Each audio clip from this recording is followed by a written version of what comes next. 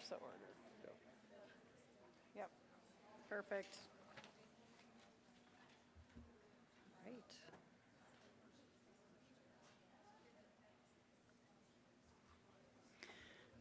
Hello, everyone. If you wouldn't mind, could you move in a little bit so that in case some other people come a little bit later, they can grab the seats on the end so they won't disturb?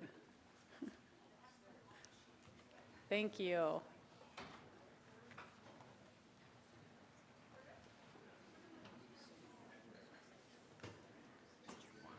Cut them off at 5 minutes when they're giving their presentations?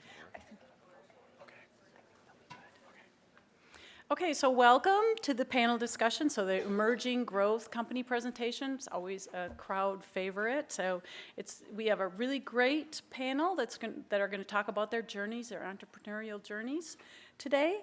But first, before we start, I would like to introduce Greg Kalin of Kramer Brothers Construction, the sponsor of this session. Great. Thanks, Corinne.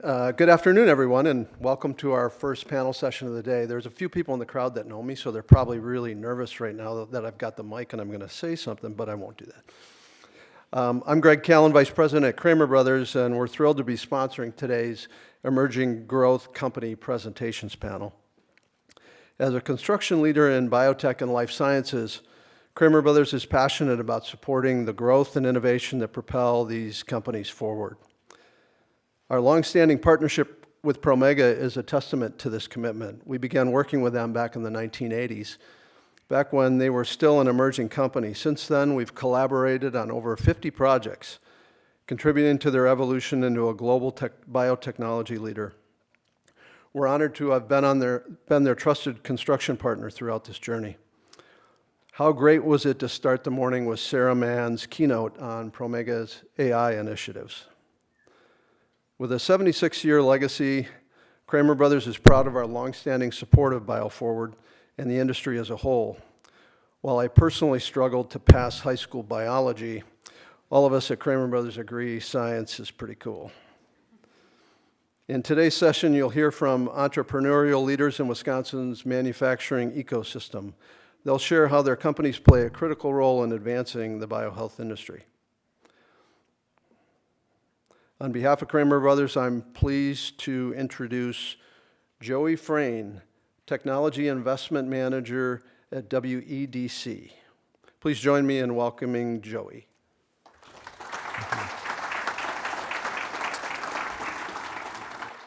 All right, we're going to bring up our panelists here. All right, I guess I was going to have pictures of them all.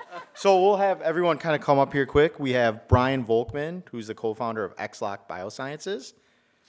We have Maria Clara Ruiz Zapata, who is a research director at Vaxthera. We have Amani Gillette, founder and CEO at SeLight.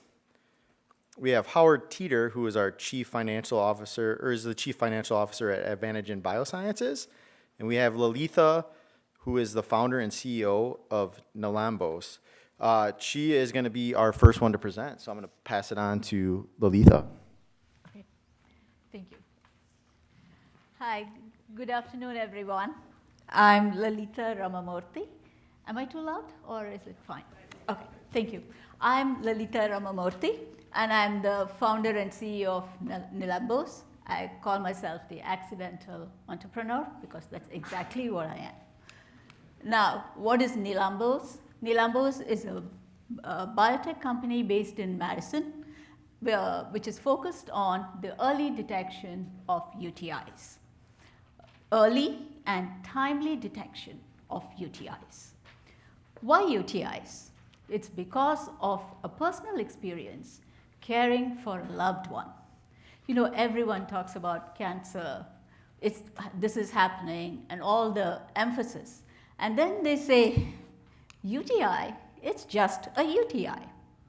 Well, it's not just a UTI.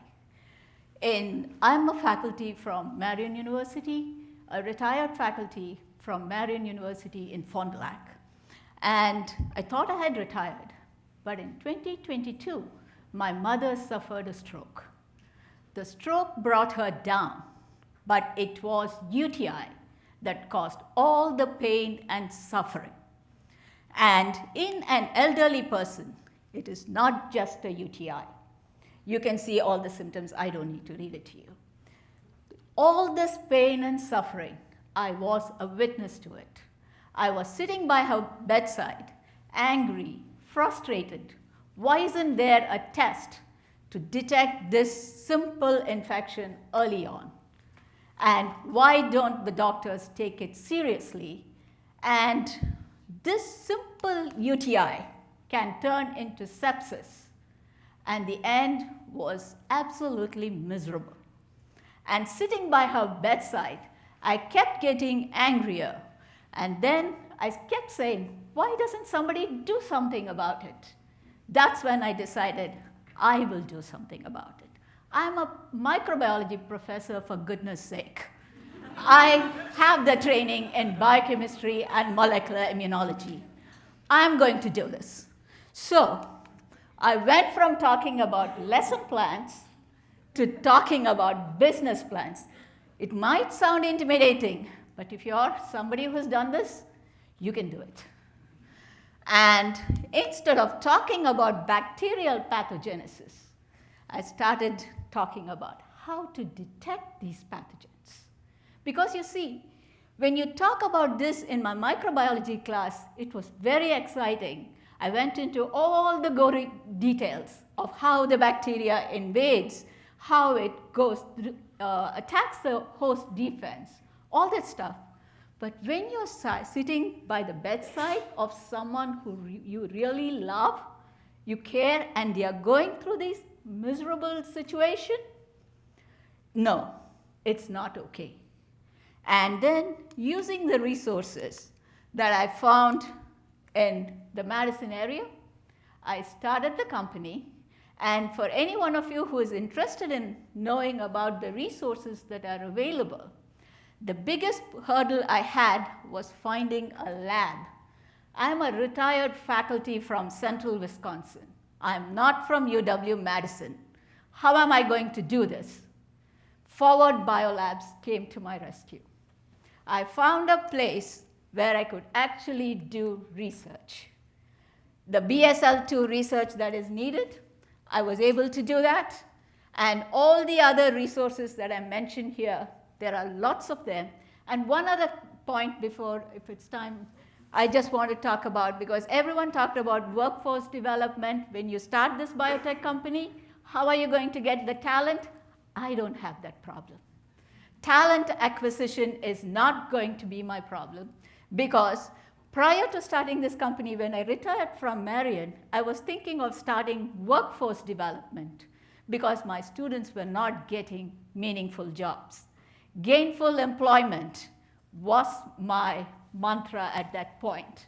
But now I'm combining the two, so a biotech company with workforce from the rural communities where my students came from. Thank you.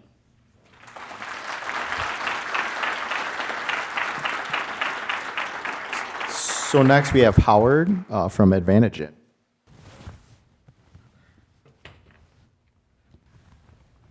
Well, I hope you forgive my unsteadiness here, but that's just the way it is. I guess you might be wondering why I have the hubris to invoke Greek mythology in terms of my journey to entrepreneurism, but while Odysseus and I have very little in common, one thing is we made very many bad turns, made many mistakes, and it took a long, long time to get to where I wanted to go. One thing he had on me, he had a goal. My goal was a little diffuse. I started as wanting to be a doctor when I was in elementary school, and that seemed at the time to be pretty much the entrepreneurial dream. I mean, you're out there, you have complete control over people's lives. That's not the case today with insurance and medical organizations, but at any rate, that's what I wanted to be. But I also had a history of cancer in my family, and also about the time I was in elementary school still again, is when the polio vaccines were, this is dating myself now and I will probably do that again, polio vaccines became available and everybody knew somebody who had that disease at the time. And hasn't medical science moved a long ways since then? The physician dream sort of died when I had kind of a lackluster undergraduate choice, but I still had an incentive because I did not want to milk cows twice a day, which I was doing prior to that. So I went to graduate school briefly, and then set out on a career which lasted 40 years in the pharmaceutical medical device industries, and along with, like the diagram there, I had a few successes, a lot more failures, moved to a lot of different companies, well, several different companies, and had about every job that is available in that industry. So I came out with a lot of experience. Every failure, maybe the second failure, I learned something. So eventually, I did become an entrepreneur. I, was hard to leave a solid job that paid me salary and I had benefits and everything, but my final employer solved that problem. I got fired, and it took a pretty short time before I moved back to Madison and Madison area, and co-founded a contract manufacturer, Antico Pharma, which I might add was the largest pharmaceutical company in Lodi, Wisconsin, and operated that for 14 years. And I don't know, anybody adding here, how many, 40, 14? Anyway, operated for 14 years, sold it, headed to retirement, and discovered I wasn't very good at it. And I think my wife concurred, so I left the pharmaceutical, left retirement and the management of the home, and I was recruited by AdvantiGen, which at that time, whoops. Okay, got it now. Moved to AdvantiGen, which was started in 2015 by Mark Jackson and Dr. Andrew Ulajaz. They had some IP around a novel fluorophore and some manufacturing techniques in producing monoclonal antibodies. And for the next 5 years, during which time I joined, we were a contract manufacturer of antibodies and did some other contract work. In 2021 to 2022, we were fortunate enough to find some publicly disclosed information that I guess not too many people knew about. We had Andy actually was a co-author of the paper, but rather than being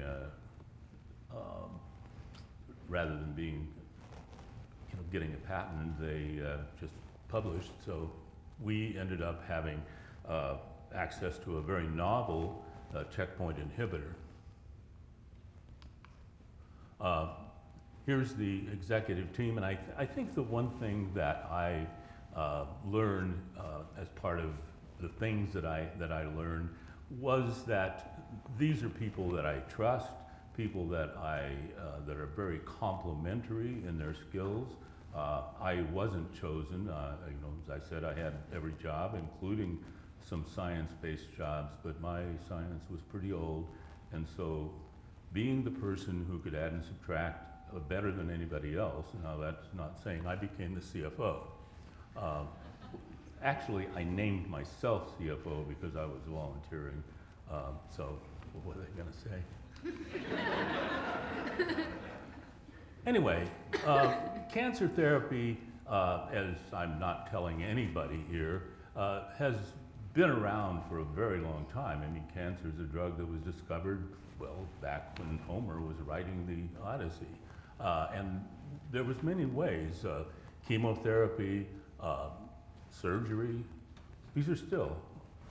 Radiation, we have a number of people here today that are looking at this kind of thing. Probably the most recent thing is immuno-oncology. It's using the body's own immune system to fight cancer, and one of those kinds of therapies were immune checkpoint inhibitors, and they expect that business, that particular business, and if you think Keytruda and Yergovi, if you watch TV, you must hear about those. These are examples, currently marketed examples. So it's been around a while. I think 2007 was the first one that was commercially produced. The one we have, and the one that we believe is unique, is SeLight 5. It's a family of sialic acid based probes that are attached to immune cells. This particular one, like the other ones, the PD-1 probes that are attached to Yergovi and Keytruda. This is a distinctly different one. There have been just three checkpoints that have been commercialized. This is a fourth one that is, well, obviously not commercialized. I think for this audience, and one thing my colleagues told me is don't go very deep into science to talk about finance, but I can't help it. I think as most of you know that on the T cell, there are probes that attach or can attach to cancer cells, and when that attachment takes place, the T cell is rendered inactive. And the principle behind a checkpoint inhibitor is you have an antibody that interferes with that thing, then the T cell recognizes this as foreign and fights the cancer. This is just a very short thing showing the PD-1, CTLA-4, and we added SeLight 5 as a separate checkpoint, or checkpoint, yes, not an inhibitor. This is kind of, and I love these pictures, but I won't go into it. Thank you. The one on the left sort of gives you the picture of in 2010. There were two that were very simple. The current system about how checkpoints and the various cells interact today is much more complex. It includes many more cells, it includes bacteria, it includes a lot of things and a lot of checkpoints. Again, I'm not going to go too far into this other than to say that the SeLight 5 that we have is involved in many of these things, and there are many non-cancer interactions that will be useful. This talks a little bit about the market and what's going on, but the problem is this is a very effective technique. The problem is it doesn't work in about 60% of cases. A lot of them show remission, and I think that what they're seeing most is that it takes a combination, and I think you look back to the previous slide, you can see that it's more complex than one probe and one ligand. There is a myriad, I was practicing that word, a myriad of different probes, and the idea is that we need more probes and we need more combinations of probes to make this a viable cancer therapy. So, just showing kind of where we are, we have patents, international patents that have been applied for around this technology and around this particular checkpoint. And we have some angel investment, friends and family. I guess if I have to be completely honest, one reason I'm with this company is because I'm an investor. But there's a lot more that has to go on. One exit could be a purchase of or a license of our technology to a bigger company. And I will say that for Merck, their technology is nearing the end of its patent life, and this is a product that makes sells for $25 billion a year, one drug. So there may be incentive there. But the process is both, as you all know, expensive and time consuming. So I think that what I see here is, and I was so happy to learn more about the tech hub that we're working with now, the specialty or focused technology in medical science. We seem to have, with our skills in both drug discovery, the team that has many years of experience, and the technology that we have in both drug discovery and biomarkers that can track both the genetic need for precision medicine and the results of the technology as we move forward, and of the drug efficacy as we move forward. I think, you know, what we have here as an investor, as a participant in this great team of people, I think that I'm very excited about the opportunities we have here. So, thank you.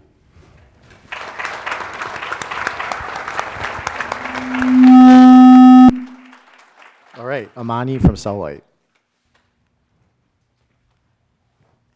All right. Hello, everyone. I'm Amani Gillette. I'm the CEO and founder of SeLight, a company that is super early stage. Like early stage, I'm the only person at the company, technically. And our goal is to help illuminate cell metabolism to help improve CAR T manufacturing. So I think whoever was in charge of ordering us did it the right way, since we're T cells and now T cells. So I'll give you a bit more on that.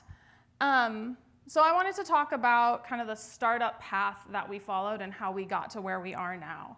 So this technology is coming out of Dr. Melissa Scala's lab at UW-Madison. It's the lab I did my PhD in, so that's why I know so much about it, which is very cool. And it started back in about 2018 when we had our first study finding that we can detect changes in metabolism between T cells that are activated or quiescent. So two different metabolic states of these T cells. We were like, cool, science works, that's fun. We expect to see a change because when T cells are activated, they should be doing more stuff, so they should be more metabolically active. And we talked to Wharf, and they were like, oh, cool, patents. So we started going through the patent route. They were super excited about this technology for the CAR T cell space specifically. And so the team at the time started going through a lot of our local resources, including the ones at D2P, such as I2M and Igniter, to learn more about the CAR T manufacturing space, as well as starting to actually look into what builds up a business plan, right? We're all scientists, no idea. We're on the path to learning. COVID happened, 2021 happened, we're still doing all of this research, and that's when I actually graduated with my PhD, and my advisor was like, hey, you wanna stick around and take over this project and take ownership of it? And that's what I've been doing. So we founded SeLight in 2022 and started sending me specifically through some of these entrepreneurial training opportunities. So Mortgage Entrepreneurial Bootcamp, amongst many others on campus, and then started writing grants. If anyone in the room has written grants, you know that the chance of you succeeding at your first grant is not very high, and so we fell into that category, unfortunately. But we did learn a lot from the feedback that we got on this first iteration of our grant, and what we found out is that we needed to get a better reason to be doing this. We needed more market research and more insight into who's actually going to be the person that buys this piece of equipment that we have, and why on earth would they want to buy it over what already exists on the market. So we went through the National NSF I-Corps program, which is a 100-day, or flip-flat, 7-week, 100+ interview program where you're doing market research to kind of figure out who exists and why you should care about them and why they should care about you. So we started doing this with the idea that we would be going to CAR T-cell manufacturers. As you can kind of see from my slide, that's not where we ended at all. We got through about week 2 or 3 of the program and found out that those medical CAR T manufacturers, they want something that's not a startup. They want you to be super validated, way more robust. And so us as a startup, we're like, all right, well, who can we talk to now? And so we pivoted to starting to focus on the hospital site, specifically research hospitals where they're trying to develop new CAR Ts, and they have a little bit more bandwidth for these kind of startup technologies getting into their pipeline. But the biggest part of I-Corps is going through this black box and saying, who's there, and who do we have to talk to along the way? So you start to fill in all of these roles, and this next slide is very complicated. Don't worry about it, we're not talking about it.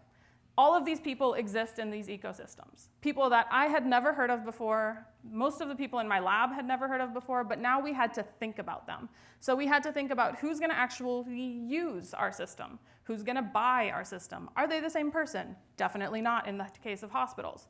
Who exists to say, hey, you might wanna think about this, but at the end of the day, it's not worth the money to spend on it. So, as you can see, very complicated, but this insight really helped us with all of our next steps. So we started, after I-Corps, kind of changing around where we were gonna fit, so gearing more towards those hospital sites rather than the CAR T manufacturers themselves, and went back to grants. Again, we're a pretty small company, and we wanted to flesh out a bit more of the research behind it. We're all scientists.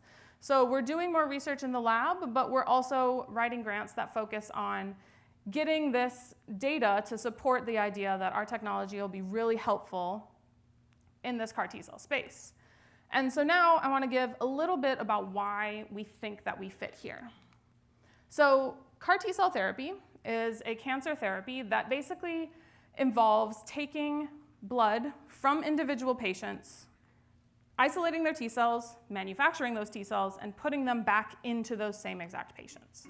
And this is a pretty new technology, but it's been really exciting in the field because of stories like the case of Doug Olson, who's one of the first people to receive this therapy and go through complete remission for over 10 years.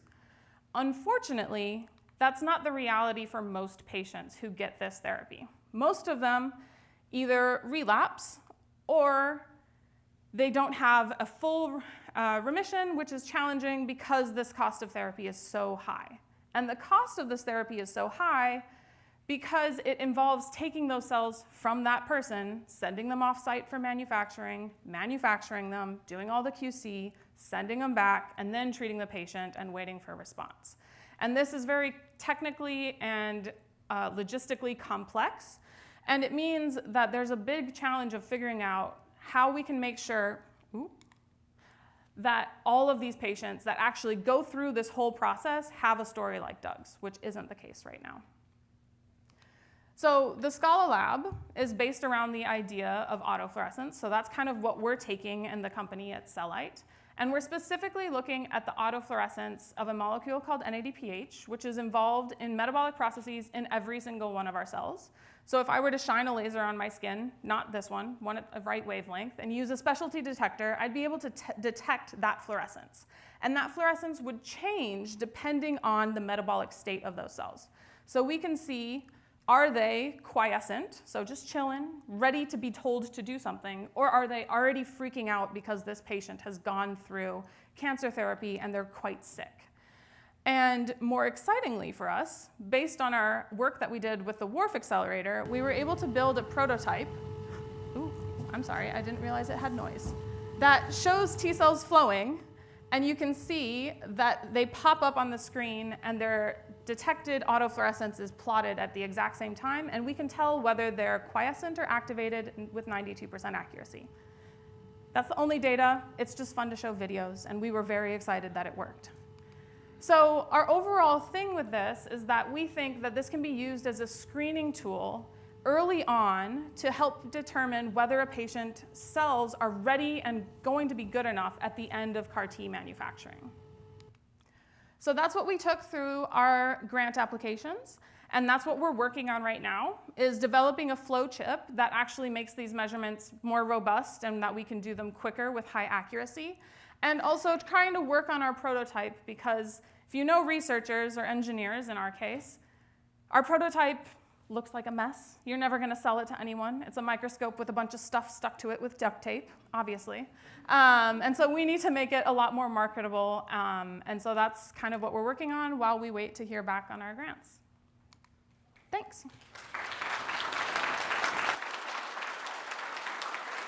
All right, next up is Maria.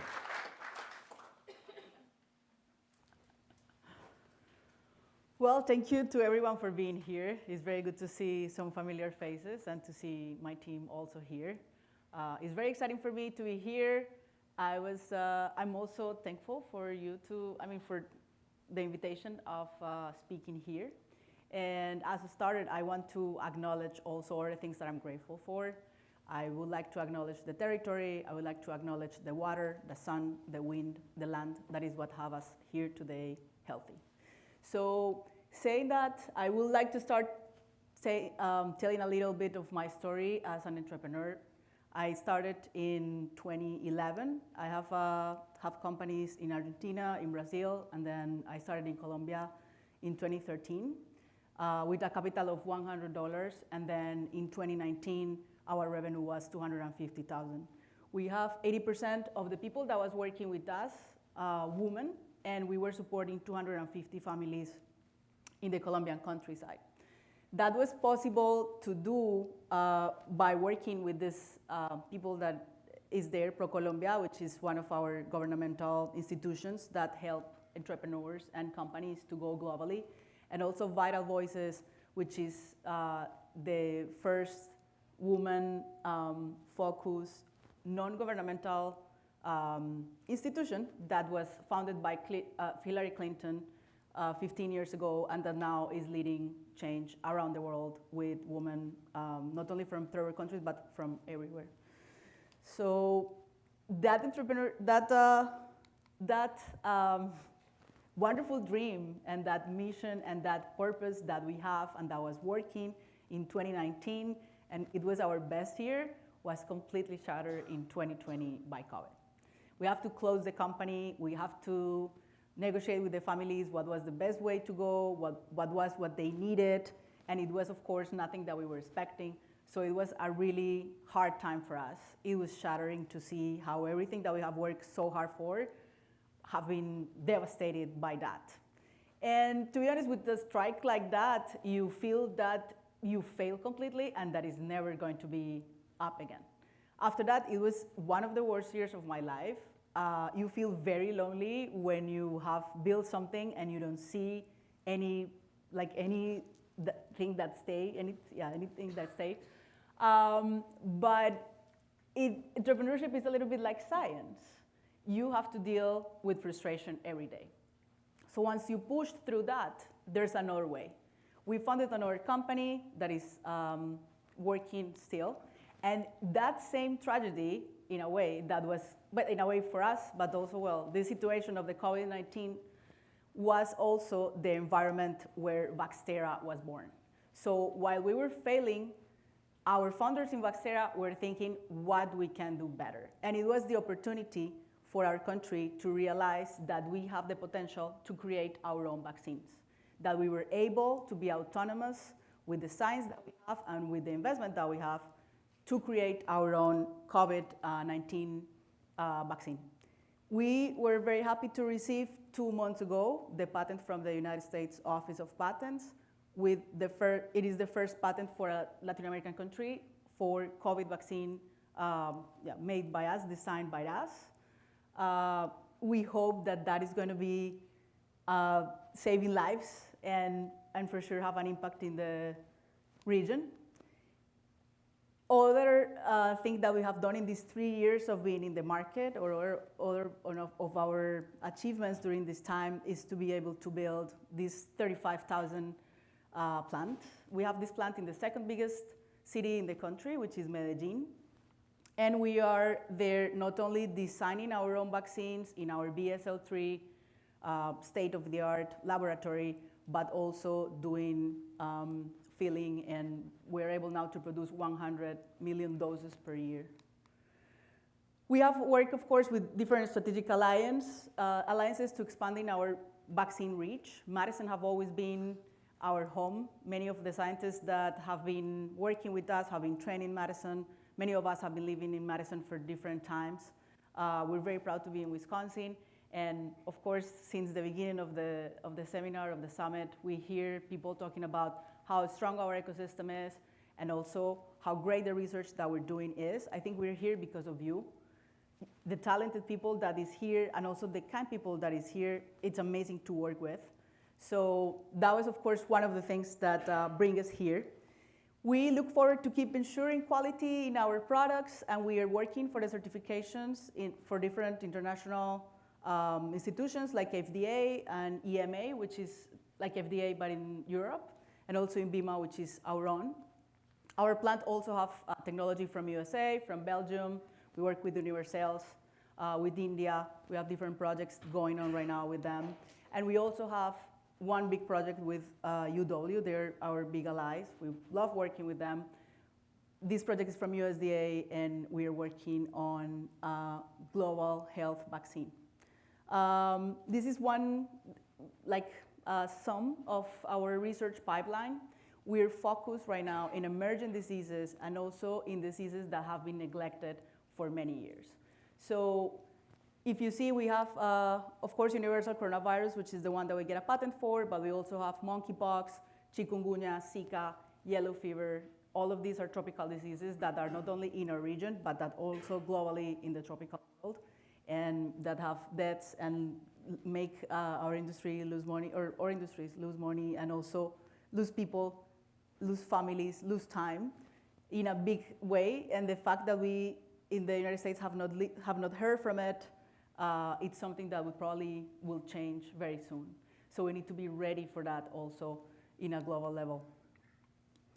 What is the future for Vaxthera? There is, of course, all these goals that we have as a company and with numbers and things that I don't remember right now, and that I would like someone to explain to you in another context. This was just a really small peek on what we're doing. But what I'd like to finish with is we are committed to two things. One is female inclusion in our hiring, in our mentoring, in what we do every day. We do believe that women lead differently. We do believe that immigrant women have the capacity to lead the industry, have the capacity to lead teams, have the capacity to give us the time that we need, and at the same time have a balance with their life and their families. So that is one of the commitments that I have as a woman leading this division of Vaxthera. And the other thing that I feel that is very important to point out is the concept of One Health. One Health is a concept that includes animals, plants, and our environment as something that is together, and the relationships between them is what is going to bring us health. And I think we are out of context if we think that health comes in a little vial, that we can just give someone a shot and then it will be healthy. Health is so many things, and we are committed to grow and to establish ourselves as a company in this holistic approach of health. Thank you very much.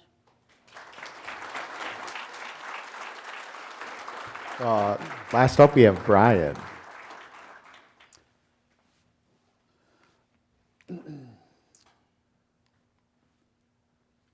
Imagine a symphony orchestra where each of the sections of instruments has been replaced by different white blood cells. The percussion section is now a bunch of macrophages. The cellos and basses are B cells. The upper strings are different types of granulocytes. The woodwinds are dendritic cells. The brass section, you get the idea, maybe, are different types of T cells.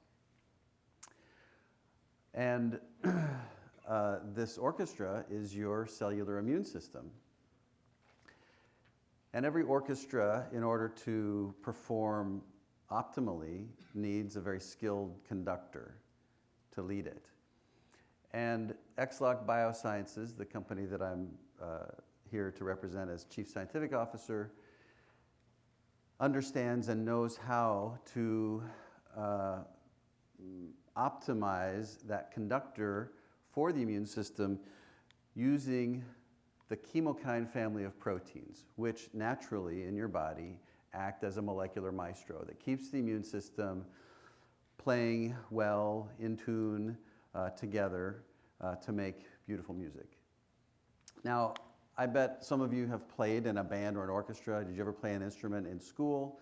If you did, you probably remember at times the conductor being frustrated because some section or another was playing too slow or too fast or too loud and trying to get them to do the right thing. In my experience in playing in orchestras, this was often the French horn section. They're always playing too loud. I know this because I play the French horn in the Medical College of Wisconsin Orchestra, and the conductor is always doing this to us. So if the French horn section is your Th17 cells, those Th17 cells playing too loud causes all sorts of different diseases. Some of them are listed here. And XLock Biosciences has developed a method for tamping down the Th17 inflammation that underlies many different diseases. Our current focus is on treating chronic graft versus host disease, a very common severe side effect that accompanies, in many cases, the problems that patients have after a bone marrow transplant. And we've done this by over several decades of research in my academic lab and my collaborators who all share a longstanding interest in the biology of chemokines, by learning how to make very small modifications to the naturally occurring chemokine molecules to completely change their pharmacology. In this case, for a molecule that we refer to as XL106, the introduction of just 2 different atoms to introduce a disulfide bond that links 2 individual CCl20 molecules into a dimeric form, that's enough to turn it from a promoter of Th17 cell recruitment into an inhibitor of Th17 cell recruitment by binding and blocking the activity of the CCR6 receptor that's present on all Th17 cells. We have 2 other programs. I won't go into the details, but each of them involves the application of our deep knowledge of chemokine structure and function to make subtle modifications to a naturally occurring signaling molecule to change its pharmacology or introduce some useful capacity. As I mentioned, these things have emerged from academic research. I'm a professor of biochemistry at the Medical College of Wisconsin, so I'm from that other medical school just about an hour to the east of here. However, the projects that have grown into the scientific program at XLock Biosciences actually started when I was finishing my postdoc here in Madison in the Department of Biochemistry, and first became interested in chemokine biology. After I started my group at MCW, I struck up a collaboration with a new assistant professor in the microbiology department named Mike Dwinell, who was also interested in chemokines in mucosal biology. And we began collaborating, and over the years developed several different research funds, research grants from NIH, and some of those projects resulted in the invention of new molecules, which the medical college then patented. And ultimately, Mike and I, Francis Peterson, another faculty member in biochemistry, Sam Huang, who at the time was the chair of the dermatology department at MCW, and I got together to start XLock Biosciences after a couple decades of collaborative research at MCW. So we started up as an LLC. There may be reasons for why we should or shouldn't have done that. And we obtained our first SBIR award. The actual catalyst for starting the company was provided by a postdoc in my lab who had discovered what became the XL106 molecule during his PhD research. And he really was interested in pushing it as far in the direction of commercialization as he could. So he stayed on as a postdoc, wrote our first SBIR grant. He recently decided to take a new path, and he's been working at Abbott Laboratories for the last couple years. In 2021, we recruited our first CEO. His name is Bill Clark. He's a very experienced pharma hand executive at GSK, as well as leading a small biotech based here in Madison several years ago. We encountered him when he came back to academic medicine at the Children's Hospital in Milwaukee. He's now based in Boston and leading us toward our goals for external funding and ultimate exit. A year later, we launched our second research program, the XL200 program, which is actually immuno-oncology focused. So I'd be happy to talk more about that, and I appreciate all of the background on CAR T cells and checkpoint inhibitors, because we hope to have one of those combination therapies to add in to improve the efficacy and extend the lifetime of treatments like Keytruda. We also moved off campus into a production laboratory in West Allis, Wisconsin, just a couple miles from the MCW campus. Last year, we got our fourth SBIR grant. That took us up to about $5 million in total non-dilutive funding up to this point. And we also converted from an LLC to a C Corp. I'll be happy to answer questions about why that's important, or get advice from people who can tell me why that's important. And then this year, we launched our third research program, the XL300 program, and we obtained important safety pharm tox data from a CRO on XL106, and just last month, we held our first scientific advisory board meeting. So that's a brief history of XLock Biosciences up to this point. Our goal, we're actively working on an updated pitch deck so that we can go out in the coming 6 to 12 months with a serious effort to put together a Series A round of financing, which we know is going to be necessary for us to take our first molecule into the clinic. So I'll be happy to join the discussion with the other panelists and answer other questions about this journey, but I'd like to just thank all of my collaborators, my co-founders, and especially Laura Mikulash. We hired her a couple years ago to really organize this company and keep it focused and moving forward. It's a great experience and opportunity in my mind to be able to participate in entrepreneurial ventures while retaining the safety and stability of a tenure track position. So I feel like a very fortunate person. Thank you.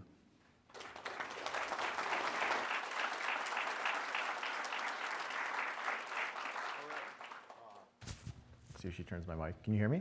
All right, so I did have a list of questions, but we are kind of getting close to time here. So I want to give the audience a chance. If anyone has questions, we do have 2 mics here, so, or you can raise your hand. So I want to kind of throw it to the audience. If no one's hopping up to ask questions of entrepreneurs, I can kind of hop into them. So anyone? No? All right. So I'm going to go with the question, kind of everyone here shared their journey. So I'm just kind of curious, kind of with the group of panelists, you know, Brian kind of told us a little there at the end, but kind of what's next, right? You kind of talked about your journey to now, but I guess what's kind of the big next goals for your company as you move forward? And you can just kind of go down the line here. Do you want me to say? Yeah. Sure. The next thing for me, like I said, I'm quite a small company, but next year is what I'm kind of hoping for, like when I said this talent acquisition piece, because right now I'm working with consultants, and so that I can get the project started, put everything in place. Because starting a company, it's not just a business plan.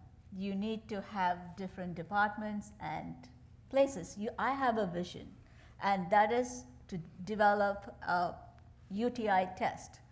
And the 3 main parts for it: it should be available, accessible, and affordable. Somebody should be. So, and I have a vision for the company. I want to put in place people who have that vision and can follow along with that. And next year, I'm going to be hiring, and actually the patent process, I can't talk more about my technology because I'm still going through the IP. So one thing they told me, my attorney told me, is don't talk too much. So, which is hard for me to do, but there is a technology, and they have, do you have one idea? Do you have an idea? Well, I don't have just an idea. I have a binder full of ideas because I had all those nights. So implementing, I do have ideas, proof of concept, but next steps, it's going to be actually developing that idea, that proof of concept into a prototype and putting together the various teams. Thank you. Hi, well, our next step is to raise more money. But that's going to allow us, and we believe within the next year, to get some validated data, in vivo data, showing not only the efficacy of this thing as a checkpoint inhibitor, but also to identify those cancers that it is useful or will work in the checkpoint inhibitor side. We have developed or produced approximately 100 clones that do react with SeLight-5. Some of them, we've characterized about 30 of them, do have some level of activity with regard to a variety of cancers, but that's far from validated work. And I think our goal over the next year is to move into the in vivo validation and to get closer with the proper funding to a phase 1 clinical trial of the chief, the most viable candidates. The other, we have several other SeLight-based diseases. Right now, it appears that this particular checkpoint is very much expressed in sepsis, of people involved in sepsis. So that's one, certainly the inflammation, which is kind of the backwards use of what a checkpoint does, is an interesting thing. So I think there are a variety of different approaches in different diseases, and a lot of that, as I started saying, is going to depend on our level of funding. But the pathway we've developed, and we were looking at funding on both coasts and in Wisconsin, and worldwide actually, is to raise the money and do as much as we can. To date, the focus has been largely on IP. We need to move back to the lab and do the work.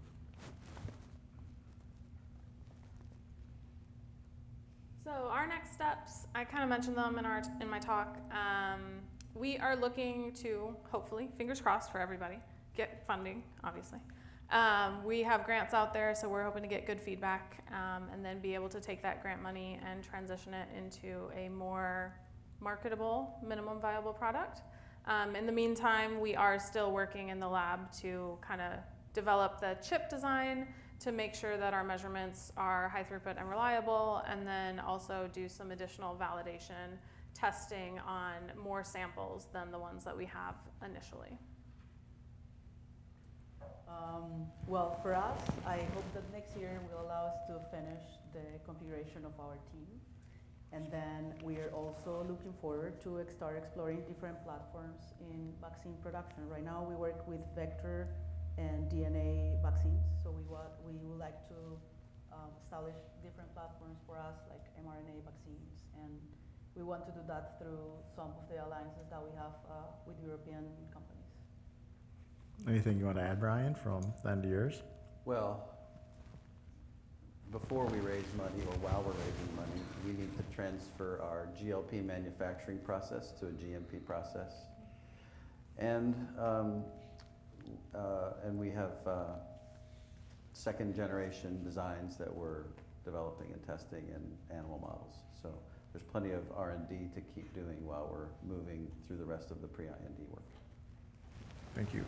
So I don't know if people or this group got to sit through the last session here about the BioHealth Tech Hub, but I'm just kind of, anyone that wants to hop in here from the panel, obviously that's a huge initiative in Wisconsin, really a lot of excitement around there. So as, an entrepreneur, what do you hope will be true 1 year from now? kind of with the tech hub here in Wisconsin? Tech hub here in Wisconsin, from what I heard, like having the tech hub is an excellent thing because it gives you access, like you said about data, and the part since I'm very early in the entrepreneurial journey, this workforce thing is very important because I have the technology, but for the technology to reach the marketplace, you need the proper team, proper workforce. And I also am focused a little bit, I'm biased. I would like rural Wisconsin because that's where my students came from. And somewhere along the way, they talked about training. What I would like to hear from the workforce and the tech hub in general, workforce retention, data is good, but every point on the data does represent an individual who was either successful or not so successful. What would it take? I'm happy, excited, but I would like to also focus on the human person aspect of the workforce. Thank you. For me, the Tech Hub, I learned most of what I know about it just at this conference. And it sounds very exciting for a couple of reasons. One is that it seems to be focused on the exact thing we're doing, which is precision medicine, which is focusing on customers or on patients. My business training is good. But it also takes me back to my original thoughts when I started in the pharmaceutical industry. I seem to be having some amount of feedback when I lean forward. I think you're good if you sit back. So I'll lean back. And that is the focus on the patients. And one of the things that I think I grew a little bit disillusioned over 40 years well, I'm actually completing my 60th year in the pharmaceutical business. And one thing that I was somewhat disillusioned in is I felt the focus of that industry had changed from the time I started. Actually, the science is totally amazing. The things that we're able to do now are wonderful. But I think the pharmaceutical industry itself turned away from development, from a large investment in technology to relying on the kinds of small companies that are represented up here. I think that this initiative gives us the ability as a region to nurture both big and small companies, but the focus being on the patient, I think, is extremely important, and why I was in the industry for so long. I had the audacity to believe I could make changes by myself. My first venture that I told you about indicated that, well, we did our piece, but it takes a team, and it takes more than just a local team. It takes a collaboration between a lot of different people. So that's what I'm hoping comes out of this initiative. Along the same lines, I was super excited to hear that it's all focused on the personalized precision medicine stuff, because again, that's kind of where we fit. But broadly speaking, I think it's very cool to see the investment in Wisconsin specifically. I'm from Wisconsin. I got into science in Wisconsin. I obviously stayed in Wisconsin and stayed in science in Wisconsin. So it's encouraging to see that now we have additional funding to try and build up that whole ecosystem. And I'm interested to find out whether they'll be able to kind of centralize a lot of the resources that exist. Because I'd say as a small business, as a scientist getting into small business, I have no idea where anything is or half the words that people are using. So it's a lot of learning really quickly, and it would be great to have kind of a centralized place to go and then branch out to all of the different resources that exist in our state to kind of facilitate more rapid and better startup company development. Well, I think, first of all, the hub is very exciting. They have been really active with what happened with our company, like from the beginning of working in Forward Biolabs, where I have the honor to share a place with Dr. Lalitha.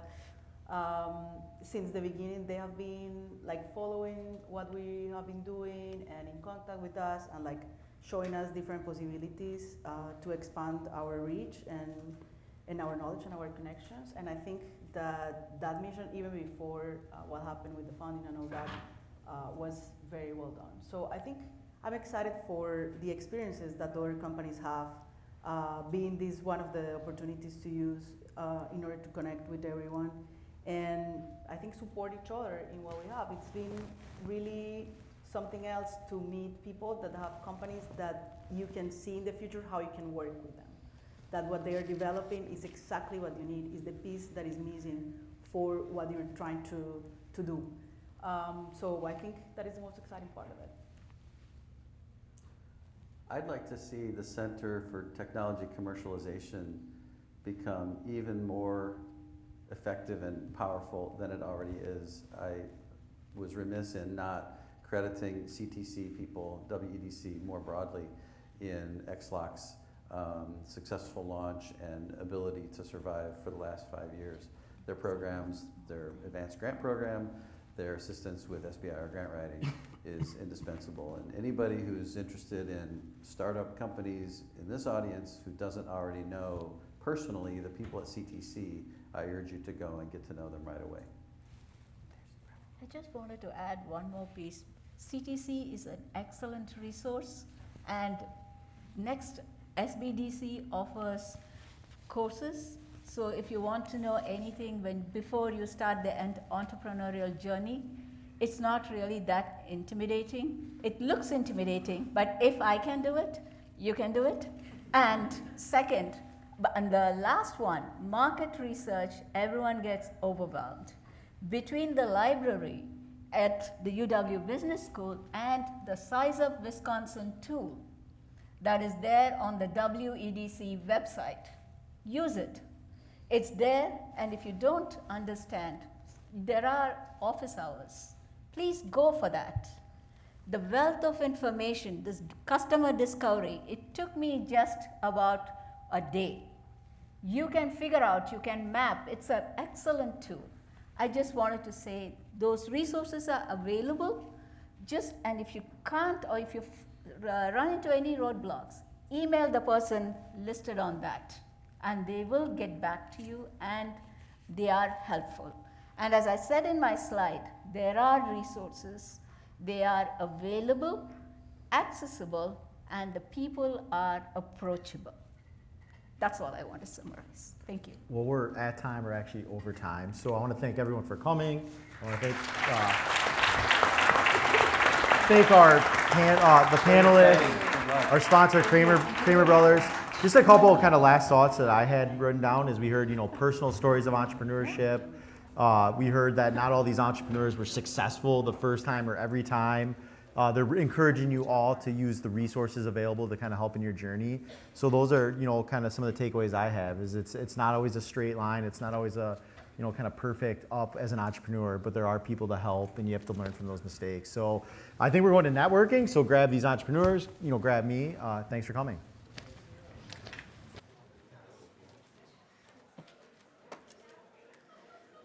I'll give you guys all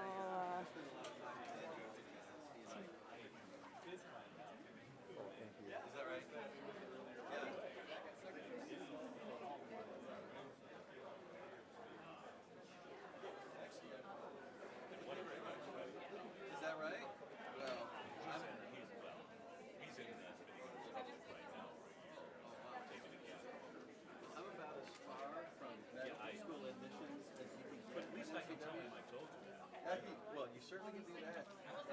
Oh, thanks. Thanks very much. Thanks, Howard.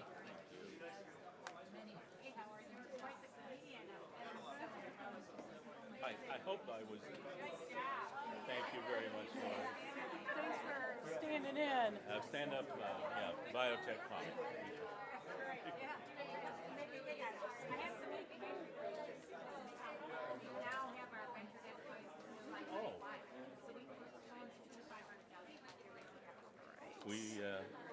Well, speaking as the CFO, we always need the money. Well, thanks so much. By the way, just to keep you fully informed, Mark Jackson is no longer part of our company. He was, then we changed. Actually, our CFO, CEO rather, is in Switzerland. Are you also the acting CEO? No, he's definitely CEO. We meet by no, it's been fun. Well, good to see you then. Last time Good I to saw see you, you were working. That's true. He does a lot of things.